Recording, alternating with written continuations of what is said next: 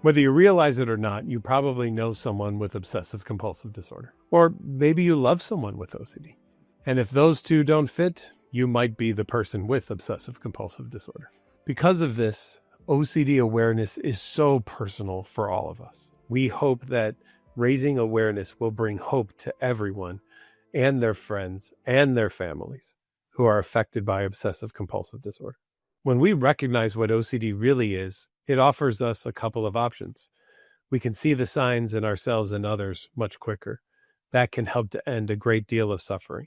NOCD is the world's leading OCD treatment provider, and I'm honored to lead a team of licensed clinicians who are specially trained to accurately diagnose OCD and provide the treatment of choice, exposure and response prevention, so that we know that we can give people the lives that they want to live and help them not live the lives that OCD wants them to live.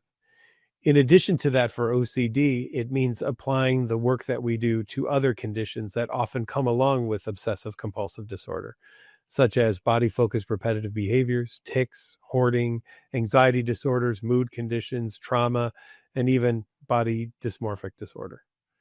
If any of these are things that are affecting you or your loved ones or family, know that help is available. If you're looking for help, you can check us out at NOCD.com. That's NOCD.com.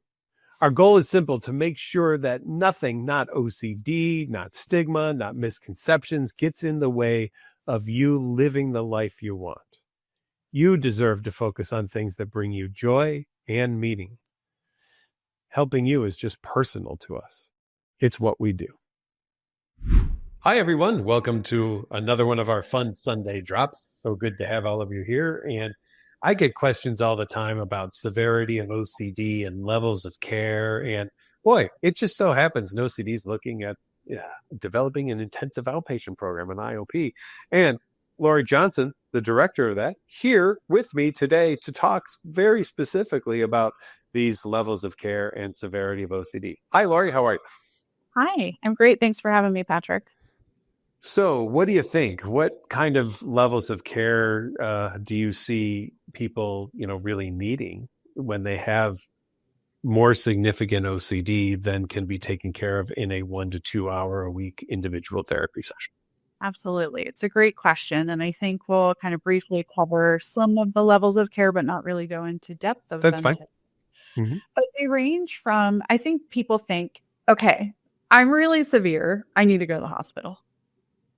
Like I'm gonna have to do a residential program, and something's happening for me, and my whole life's gonna be uprooted.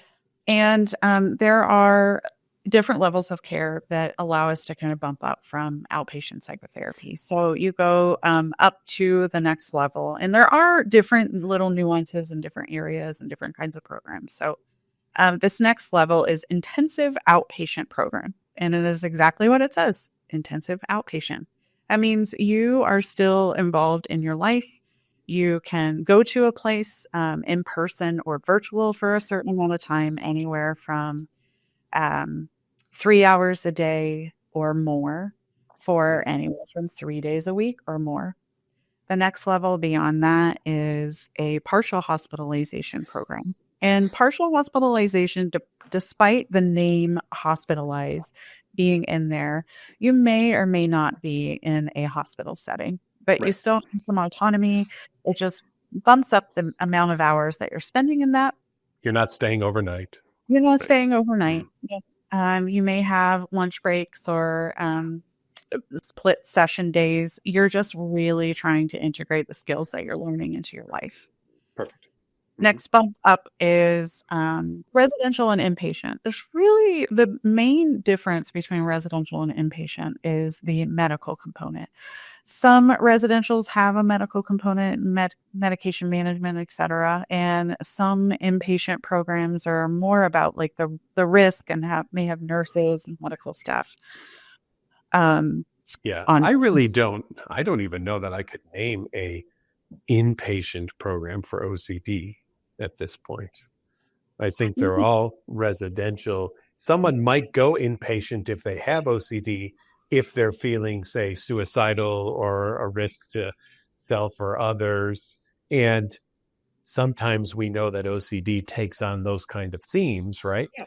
And people may be so scared or overwhelmed that they try to check themselves into that. And sometimes the hospitals will say, you know, you have You're fine. OCD. Here's the level of care you really need, and they'll send you to a residential or an IOP or PHP, even though your OCD may tell you the only safe place for you to be is in a locked unit on an inpatient unit where there's monitoring of you 24 hours a day, 7 days a week, right? And I think that's what people think treatment is, right? Yeah. Mention treatment is like, you're going to be locked down and doctors are going to be watching you and you're like hooked up to all these machines. No, there's like a lot of autonomy within this. So yes, you are correct. Inpatient would apply for someone who has some safety and risk concerns that are co-occurring, aren't unheard of. And that doesn't mean that you're sicker than any other person. No. Or that you're worse off or anything. There's a ton of stigma about hospitalizations.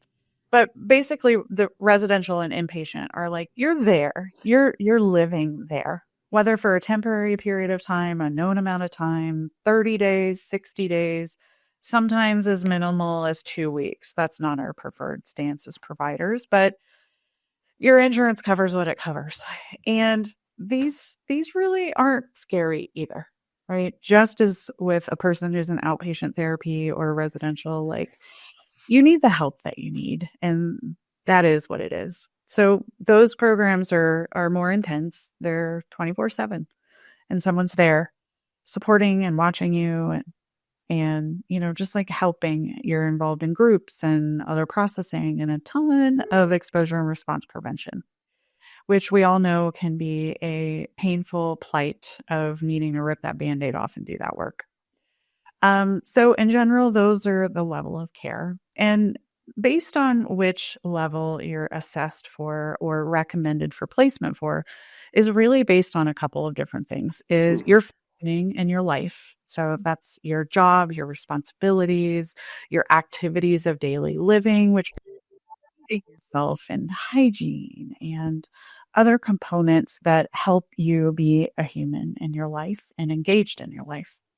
The other is the amount of time that you are spending. So for a person with OCD, they may be engaged in compulsions anywhere from 2 hours a day to 10 hours a day. And that goes back to functioning. If you are engaged in compulsions 10 hours a day, you're probably not functioning very Or well. more. Or more. Yep. You know, it doesn't, OCD knows no boundaries. Everybody knows that. So if based on the amount of time that you're spending is also kind of correlated with the level of functioning that you may or may not have. So intensive outpatient is the first level of care because we want the least restrictive level of care for you so that you can get better and kind of return back to your normal functioning. Well, I just think that it's great that people can learn that there are multiple levels of treatment, right? That some people will try individual therapy and they'll think it didn't help and they think that's the end of the road. If that didn't help, there's nothing else. But let's celebrate that we have the opportunity to educate people that there is more available to them. And we hope that they will take advantage of those things that are available to them because they can be very, very helpful. So we hope you get out of this, to everyone watching, that you have options for treatment that go above and beyond that individual therapy level if it's something that you need.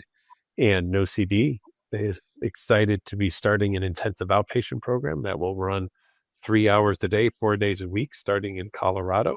And we're going to be building that across the country will be our plan over time. So we're thrilled to have you here, Lori, to start that up with us. Thank you very much. Glad to be able to introduce you to all of my friends out there who watch our Sunday drops, and look forward to continuing to work together with you on the development of the programs.